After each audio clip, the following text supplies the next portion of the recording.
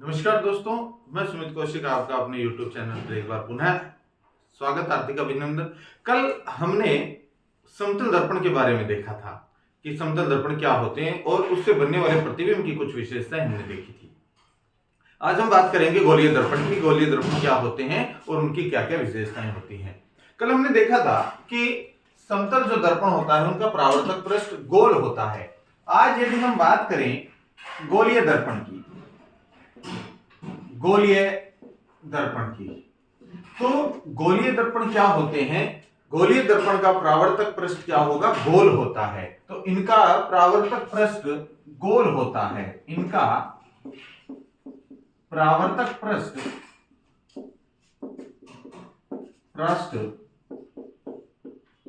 गोल होता है। इनका परावर्तक पृष्ठ क्या होता है? गोल होता है। क्योंकि ये गोल होते हैं इनके परावर्तक पृष्ठ, इस वजह से हम ये कह सकते हैं कि ये जो गोलीय दर्पण है ये एक खोखले गोले के क्या होते हैं? भाग होता है। कोई एक खोखला गोला होता है और उस खोखले गोले से हमने इनको क्या किया है? अलग किया है। ये मान लो कोई आपका खोखला गोला हो गया, तो यहां से हम इसको कट करेंगे या यहां से कट करेंगे या यहां से, तो इस प्रकार से हम क्या करेंगे? इस खोखले गोले को काटकर वहां से इनके परावर्तक पृष्ठ को क्या करते हैं? तैयार करते हैं। तो ये हम लिख सकते हैं इसके लिए दूसरी बात कि ये खोखले गोले से निर्मित होते हैं।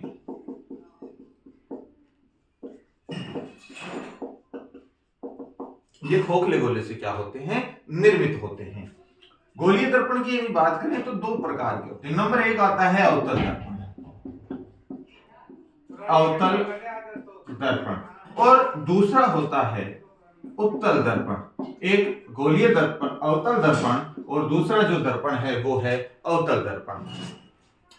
यदि हम बात करें अवतल दर्पण की, तो अवतल दर्पण क्या होगा कि ऐसे दर्पण जिनका परावर्तक पृष्ठ, या वे गोलीय दर्पण जिनका जो परावर्तक पृष्ठ होता है वो अंदर की तरफ होता है।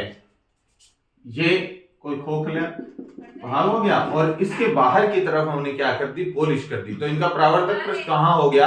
अंदर की तरफ हो गया। बाहर हमने पॉलिश कर दी तो ये इसका अंदर की तरफ क्या हो गया? परावर्तक पृष्ठ। तो जिन गोलों का परावर्तक पृष्ठ क्या हो? अंदर की तरफ हो, वे दर्पण क्या कहलाते हैं? अवतल दर्पण कहलाते हैं। क्योंकि इनका परावर्तक पृष्ठ अंदर की तरफ है, इसलिए ये आने वाली जो भी आपतित किरण होगी या प्रकाश की जो किरण होती है, उन किरणों को एक बिंदु पर क्या कर लेते हैं? केंद्रित कर लेते हैं, एकत्रित कर लेते हैं। इसी वजह से इनका एक नाम और भी है, इनको हम अभिसारी लेंस भी कहते हैं। इनको अभिसारी दर्पण भी हम इनको कहते हैं। माफ कीजिएगा, अभिसारी दर्पण। इसका मतलब प्रकाश के बिंदुओं को, प्रकाश को क्या कर लेंगे? एक बिंदु पर एकत्रित कर लेते हैं। बात करते हैं उत्तल दर्पण की। इनका जो परावर्तक पृष्ठ होता है, इनका जो परावर्तक पृष्ठ होगा वो होता है बाहर की तरफ। अंदर की तरफ हमने क्या कर दी? पॉलिश कर दी। तो इनका जो परावर्तक पृष्ठ हो गया ये वाला भाग हो गया। तो अंदर पॉलिश, तो परावर्तक पृष्ठ जिनका बाहर हो वो कौन से दर्पण कहलाते हैं? उत्तल दर्पण कहलाते हैं। तो अवतल का जो परावर्तक पृष्ठ है वो अंदर की तरफ, क्योंकि इसका परावर्तक पृष्ठ उत्तल का बाहर की तरफ है, इसलिए ये प्रकाश की किरणों को क्या कर देते हैं? बाहर की तरफ फैला देते हैं। इसलिए इनको कौन सा दर्पण भी कहते हैं? अपसारी दर्पण भी हम कहते हैं। बाहर की तरफ किरणों को क्या कर देंगे? ये फैलाने का कार्य करते हैं। एक और दर्पण आता है तीसरे प्रकार का, जिसके बारे में सामान्य थे हमने ना तो किसी किताबों में पढ़ा है ना ही कहीं हमें पढ़ाया जाता है, उसके बारे में मैं बात करता हूं। ये वैसे एक प्रकार से अवतल का ही हम इसको एक पार्ट मान सकते हैं। इसमें क्या होगा? क्योंकि अवतल दर्पण में हमने पॉलिश बाहर की तरफ की है। ध्यान से सुनिएगा, अवतल दर्पण में पॉलिश बाहर की तरफ है, उसका परावर्तक पृष्ठ अंदर की तरफ है। लेकिन अगर मैं एक और की बात करूं, जिसको तीसरा कह सकते हैं, वैसे इसको कहते हैं हम अग्र विलेपित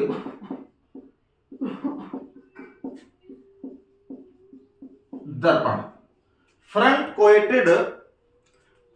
कोटेड मिरर, अग्र विलेपित दर्पण। ये हम क्या करेंगे इसमें कि इसमें जो पॉलिश की जाएगी वो पॉलिश अंदर की तरफ की जाएगी और इसका जो परावर्तक पृष्ठ होगा वो बाहर की तरफ हो जाएगा। तो एक प्रकार से अवतल का ही पार्ट है कि वे अवतल दर्पण वे दर्पण जिनका जो वो शेप उसकी वक्रित वो किसकी तरह ही होते हैं, अवतल की तरह ही होती हैं। लेकिन यदि हम अवतल दर्पणों के जो परावर्तक पृष्ठ है तो उसको यदि हम क्या कर दें, उसकी पॉलिश कहां कर दें, अंदर कर दें और बाहर उसका भाग क्या बन जाए, बाहर उसका परावर्तक पृष्ठ हो जाए, तो उसको हम क्या कहते हैं, अग्र विलेपित दर्पण। इसका जो उपयोग किया जाता है वो वैज्ञानिक करते हैं, वैज्ञानिक दृष्टिकोण से या हम कहें वैज्ञानिक दृष्टिकोण से इसका क्या किया जाता है, उपयोग किया जाता है। कौन से दर्पण का, अग्र विलेपित दर्पण। इसमें पॉलिश कहां की जाएगी, शेप इसकी अवतल जैसी रहेगी, लेकिन अवतल में हम पॉलिश बाहर करते हैं, परावर्तक पृष्ठ अंदर होता है, लेकिन इसका परावर्तक पृष्ठ कहां होता है, बाहर की तरफ होता है। ऐसे दर्पण को हम क्या कहते हैं, अग्र विलेपित दर्पण इसको कहा जाता है। ये याद रखना, कभी पेपर में प्रश्न पूछा जा सकता है। तो गोलीय दर्पण हमारे सामान्य दो प्रकार के, अवतल दर्पण और दूसरा अवतल दर्पण।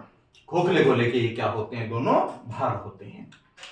अब दर्पण से संबंधित कुछ परिभाषाएं हैं जो कि पेपर में भी पूछी जाती हैं सभी कक्षाओं में, जैसे कि आपका 10वीं और 12वीं में तो है ही है। इसके अलावा जितने भी कंपटीशन एग्जाम है, जितने भी आपकी प्रतियोगी परीक्षाएं, उन सभी में भी एक अपना महत्वपूर्ण रोल रखता है, महत्वपूर्ण स्थान है इसका।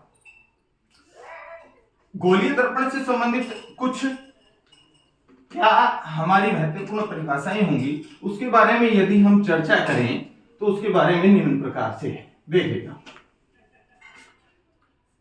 सबसे पहले बात करते हैं दर्पण से संबंधित कुछ महत्वपूर्ण परिभाषाएं। गोलीय दर्पण से संबंधित लिख सकते हैं।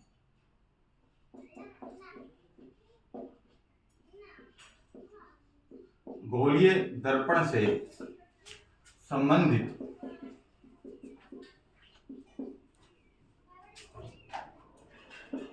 कुछ मुख्य परिभाषाएं। वो परिभाषाएं कौन कौन सी हैं, हम बात करते हैं।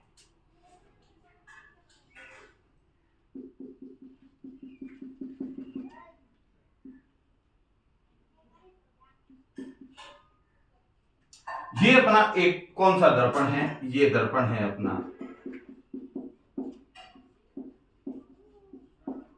अवतल दर्पण। ये है अपना अवतल दर्पण। सबसे पहले हम बात करते हैं दर्पण के ध्रुव की। ध्रुव क्या चीज है, पोलर जिसको हम कहते हैं। दर्पण का ध्रुव किसे कहते हैं?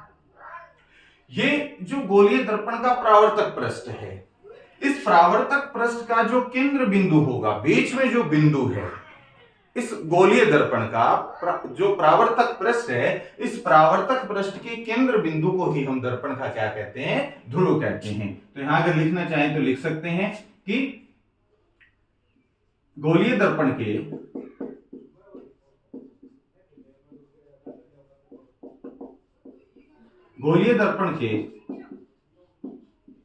परावर्तक पृष्ठ का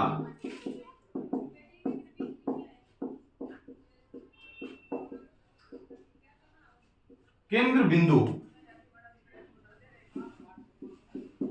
दर्पण का ध्रुव कहलाता है।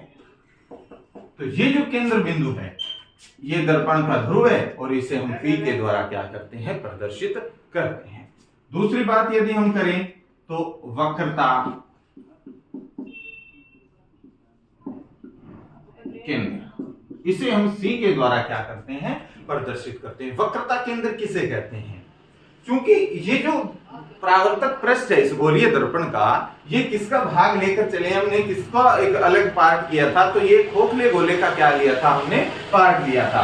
तो हम अगर परिभाषा की बात करें तो ये गोलीय दर्पण का परावर्तक पृष्ठ एक खोखले गोले का भाग होता है एक खोखले गोले का हिस्सा है और उस खोखले गोले का जो केंद्र बिंदु होगा वो ही इसका क्या कहलाएगा, वक्रता केंद्र कहलाएगा। तो परिभाषा की अगर बात करें तो गोलीय दर्पण के परावर्तक पृष्ठ जो किसका भाग है, कि गोले का भाग होता है, उस गोले का जो केंद्र होगा उस गोले के केंद्र को हम क्या कहते हैं, वक्रता केंद्र कहते हैं। तो ये आपका क्या हो जाएगा, ये आपका वक्रता केंद्र हो जाएगा।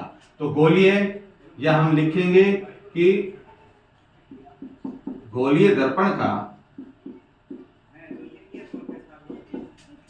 परावर्तक पृष्ठ, गोलीय दर्पण का परावर्तक पृष्ठ जिस गोले का भाग होता है, जिस गोले का भाग होता है, उस गोले की त्रिज्या, उस गोले का केंद्र, उस गोले का केंद्र क्या कहलाता है, वक्रता केंद्र कहलाता है। और इसे हम किसके द्वारा प्रदर्शित करते हैं, तो इसे हम सी के द्वारा क्या करते हैं, प्रदर्शित करते हैं। तो वक्रता केंद्र को सी से प्रदर्शित करते हैं।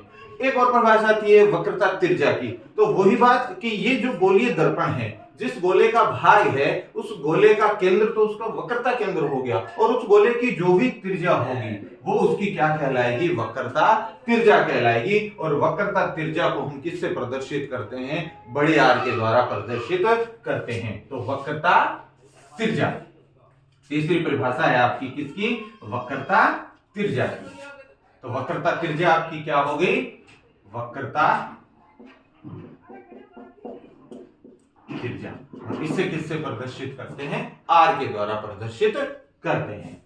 एक और परिभाषा आती है इसके बाद, वक्रता त्रिज्या के बाद में बात करें हम मुख्य अक्ष की, इसके बाद में बात करें हम मुख्य अक्ष की, कि मुख्य अक्ष क्या होता है।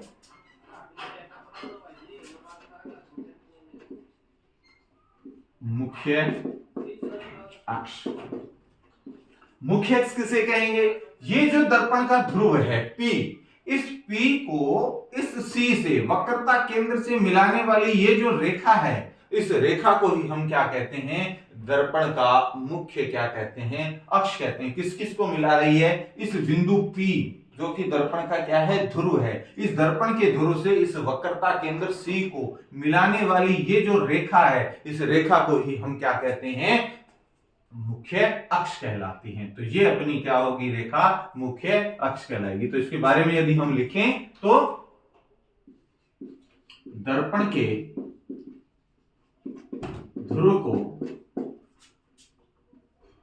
वक्रता केंद्र से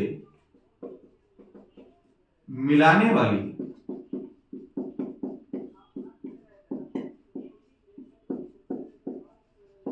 रेखा क्या कहलाती है, मुख्य अक्ष, मुख्य अक्ष कहलाती है। मुख्य क्या कहलाती है, अक्ष कहलाती है।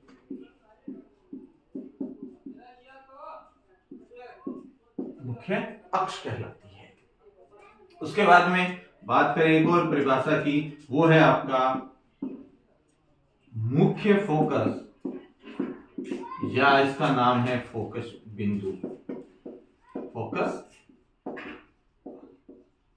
बिंदु, मुख्य फोकस या फिर फोकस बिंदु। ये क्या होता है, सुनिए ध्यान से। मान लो कि ये कोई प्रकाश की रेखा है जो इस मुख्य अक्ष की क्या आ रही है, समांतर आ रही है। तो मुख्य अक्ष के समांतर आने वाली जो भी प्रकाश की किरण होगी, मुख्य अक्ष के समांतर चलने वाली प्रकाश की किरण या आने वाली प्रकाश की किरण यहां से ये क्या होगी, परावर्तित होगी, क्योंकि ये परावर्तक पृष्ठ है। तो परावर्तित होने के पश्चात ये यहां कहीं भी किसी भी बिंदु पर मिल सकती है, लेकिन ये बिंदु कहां होना चाहिए, इस मुख्य अक्ष पर होना चाहिए। तो परिभाषा की यदि हम बात करें कि मुख्य अक्ष के समांतर आने वाली प्रकाश की किरण परावर्तन के पश्चात मुख्य अक्ष के जिस बिंदु पर मिलती है या मिलती हुई प्रतीत होती है, दोनों स्थितियां होंगी। या तो वास्तव में क्या होगी, किरणें उस बिंदु पर मिलेंगी, या फिर केवल मिलती हुई क्या होंगी, प्रतीत होंगी। ऐसा बिंदु जो मुख्य अक्ष पर स्थित है क्या कहलाएगा, मुख्य फोकस या फोकस बिंदु कहलाता है। मुख्य अक्ष के समांतर आने वाली प्रकाश की किरण परावर्तन के पश्चात मुख्य अक्ष के जिस किसी भी बिंदु पर मिलती हैं या मिलती हुई प्रतीत होती हैं, वो बिंदु क्या कहलाता है, मुख्य फोकस या फोकस बिंदु कहलाता है। और इसे हम किससे प्रदर्शित करते हैं, बड़े एफ के द्वारा क्या करते हैं, प्रदर्शित करते हैं। तो परिभाषा की यदि हम बात करें तो मुख्य अक्ष के समांतर चलने वाली प्रकाश की किरण, मुख्य अक्ष के समांतर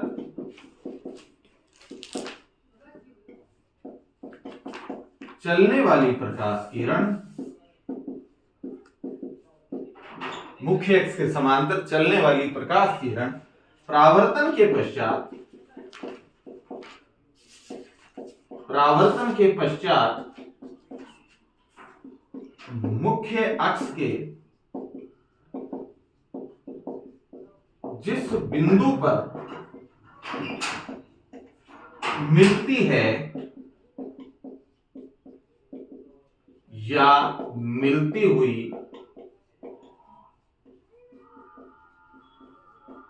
प्रतीत होती है क्या कहलाता है, मुख्य फोकस या फोकस बिंदु कहलाता है। और इसे हम किससे प्रदर्शित करते हैं, बड़े एफ से प्रदर्शित करते हैं। उसके बाद में एक और टर्म आती है आपकी, वो है आपका फोकस दूरी। फोकस दूरी किसे कहते हैं कि ये आपका क्या है, ध्रुव है, और ये आपका क्या है, फोकस बिंदु। इन दोनों के बीच की जो भी दूरी होगी, ध्रुव और मुख्य फोकस के बीच की जो दूरी होगी वो क्या कहलाती है, फोकस दूरी कहलाती है। तो किस किस के बीच की दूरी है ये किस किस के बीच की दूरी है, दर्पण के ध्रुव तथा फोकस बिंदु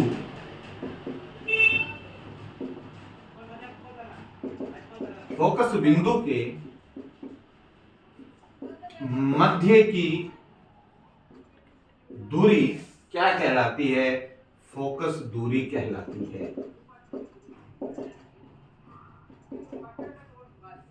फोकस दूरी कहलाती है। तो ये जो आपकी है इसे हम किससे प्रदर्शित करते हैं, स्मॉल एफ से इसको क्या करते हैं, ये आपकी क्या होगी, फोकस दूरी होगी, जिसे स्मॉल एफ से प्रदर्शित करते हैं।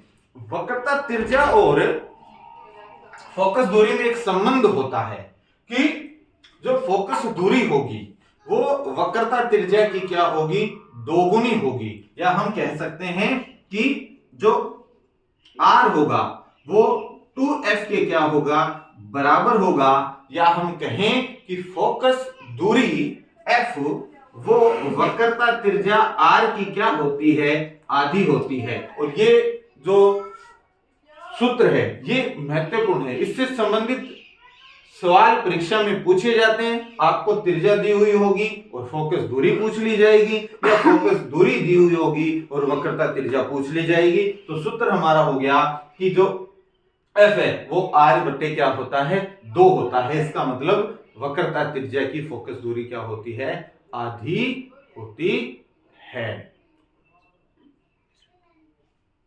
समझ गए मेरी बात। अब बात कर लेते हैं थोड़ी सी एक परिभाषा की ओर, अंतिम परिभाषा की तरफ यदि हम देखें तो वो है आपका द्वारक।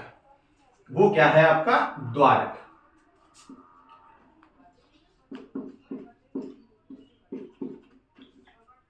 वो आपका है द्वारक। ये इस परावर्तक पृष्ठ का ये जो भी, इसको हम ए बी मान लेते हैं।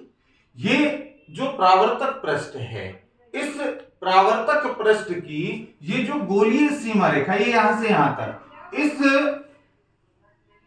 का जो ये व्यास होगा, ये व्यास इसका क्या कहलाएगा, द्वारक कहलाएगा। तो गोलीय दर्पण के परावर्तक पृष्ठ का जो ये व्यास है या गोलीय जो ये सीमा रेखा है, इस गोलीय सीमा रेखा का ये जो गोलीय सीमा ये यहां से यहां तक है, इसका जो ये व्यास होगा ये ही व्यास क्या कहलाता है, इसका द्वारक कहलाता है। तो हमने कौन कौन सी परिभाषाएं इसमें देखी। एक हमने बात की सबसे पहले दर्पण के ध्रुव की। दर्पण का ध्रुव किसे कहते हैं, परावर्तक पृष्ठ के केंद्र बिंदु को दर्पण का क्या कहा जाता है, ध्रुव कहा जाता है। उसके बाद में हमने बात की वक्रता केंद्र की। तो गोलीय दर्पण के परावर्तक पृष्ठ को हम एक गोले का हिस्सा मानते हैं, खोखले गोले का हिस्सा मानते हैं, और उस खोखले गोले का जो केंद्र होगा वो उसका क्या कहलाएगा, वक्रता केंद्र कहलाएगा। और उस खोखले गोले की त्रिज्या वक्रता त्रिज्या कहलाती है। और दर्पण के ध्रुव और केंद्र को मिलाने वाली जो रेखा होगी उसको कहा है हमने मुख्य अक्ष का। उसके बाद बात करें मुख्य फोकस या फोकस बिंदु की। इस मुख्य अक्ष के समांतर कोई भी प्रकाश की किरण आएगी और परावर्तन के पश्चात इस मुख्य अक्ष के जिस बिंदु पर मिलती है या मिलती हुई प्रतीत होती है वो बिंदु हमारा क्या कहलाएगा, मुख्य फोकस या फोकस बिंदु कहलाएगा। और ध्यान रखना ये बिंदु कहां स्थित होता है, तो ये मुख्य अक्ष पर स्थित होता है। हमने अभी एक बात की थी कि मिलती है या मिलती हुई प्रतीत होती है। ध्यान रखना अवतल जो दर्पण होते हैं उस अवतल दर्पण में जो किरण है परावर्तन के पश्चात वास्तव में मिलती हैं, जबकि उत्तल दर्पण में हमें मिलती हुई क्या होती हैं, वो प्रतीत होती हैं, वास्तव में नहीं मिलती हैं। उसके बाद हमने बात की फोकस दूरी की। दर्पण के ध्रुव और P और मुख्य फोकस F को मिलाने वाली जो रेखा होती है वो क्या कहलाती है, इसका उसकी फोकस दूरी कहलाती है। और ये क्या होती है, वक्रता त्रिज्या की आधी होती है। उसके बाद बात हमने की द्वारक की। द्वारक क्या होगा, द्वारक होता है आपका इस गोलीय दर्पण का ये जो वर्ताकार भाग है, ये वर्ताकार जो इस परावर्तक पृष्ठ की सीमा है, इस सीमा को ही हम क्या कहते हैं, इसका द्वारक कहते हैं। तो ये सारी बातें हमने किसके संदर्भ में देखी, गोलीय दर्पण के बारे में हमने बात की और उससे संबंधित कुछ क्या देखी, परिभाषाएं देखी। कल की जो कक्षा रहेगी उसमें हम बात करेंगे कि प्रतिबिंब का निर्माण कैसे होता है गोलीय दर्पण के द्वारा। उसके बारे में हम आगे क्या करेंगे, चर्चा करेंगे। और एक चीज और ध्यान रखना, व्यूज बहुत सारे आ जाते हैं लेकिन लाइक्स नहीं आ पाते हैं। लाइक्स से वैसे कोई लाभ नहीं होता है, लेकिन आपके लाइक से हमें मोटिवेशन मिलता है कि बच्चे वास्तव में कक्षा को लाइक कर रहे हैं या कुछ उसमें सुधार करने की आवश्यकता है। अगर कुछ सुझाव हो तो वो आप अपने कमेंट सेक्शन में उसको दे सकते हैं। बहुत बहुत धन्यवाद।